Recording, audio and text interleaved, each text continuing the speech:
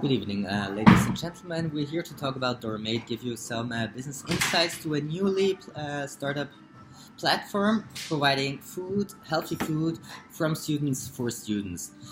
We were assigned to discuss several points, and we're gonna start with the product and services that can be scaled to increase usability.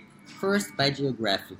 So, by geographically, just go to a different university and market your product over there. Secondly, scale back to products. Instead of just only selling your own home cooked food, you should also include restaurants which has leftovers and meals and pre-packed takeaway stuff, which can be offered at a lower price, which is very attractive for students. So the next point is what challenges you as a user or we as a user have faced while using the platform. There were a few challenges. First of all, the prices are calculated monetarily on an hourly base, so I don't understand what do I pay for what. I mean, I don't pay to eat 1 hour, or it was confusing. Second point, there was no social platform, and so I had no way to interact with other students, other people who experience from the service, or to get advice. There is no review list, so I cannot read which host is better than the other. And on the other hand, the numbers of users are quite little so far, and this might be because they're scared, and this might be because the information that it is good is not being sent to the world. So on the other hand, you have a neat UI user interface. It's easy to create an account, it's easy to become a host or a user guest, and therefore there is a lot of potential in this business. However, besides that, I assume there's nothing unexpected. So let's move on to the thoughts on pricing.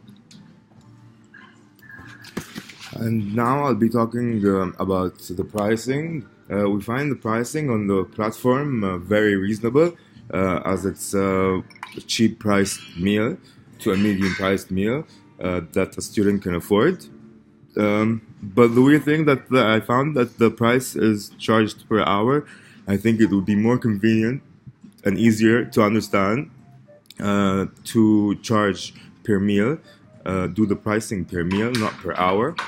And also we have another methods of making money that should be considered and will increase our sales, is doing loyalty programs, doing reward systems like discounts, doing like bonus fees or something for referring a friend or a colleague, and then also Manuel will be talking about some other features that should be included in the website. Yes, exactly. So part of the monetizing part with discounts and referrals, we realize that there is no chance to declare any allergies you might have. So it's kind of already a liability issue if you cook something for somebody and he's allergic to something.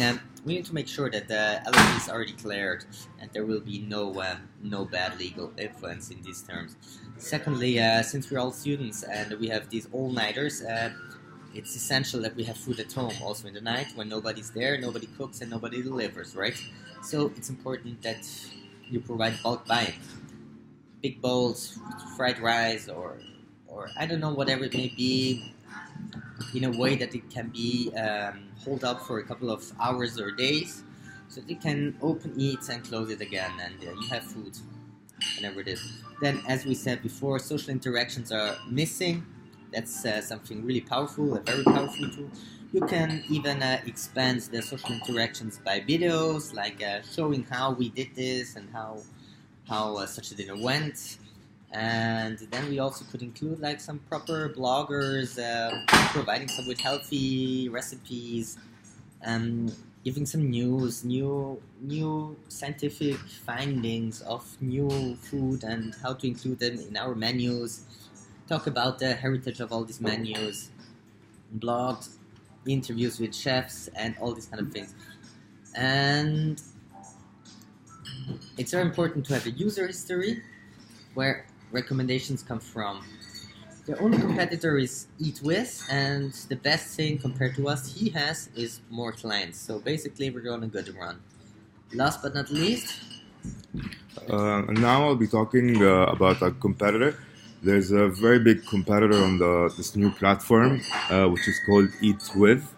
Um, it has a very big amount of users than Dormmate, and it targets tourists all over the world.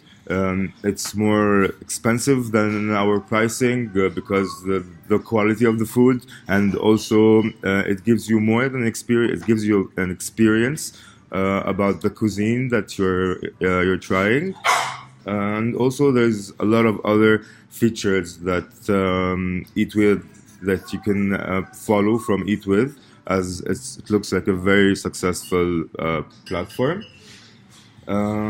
And also, I think Would you use Dormate after the beta test is finished? Would you think actually you would use it? that's a very good question. I would definitely use it as a service. Seems like it's a very good platform that I can use and order food from. Besides, it has a very good potential to grow. So if it follow ups with some improvements, I will definitely keep on following and using Dormmate.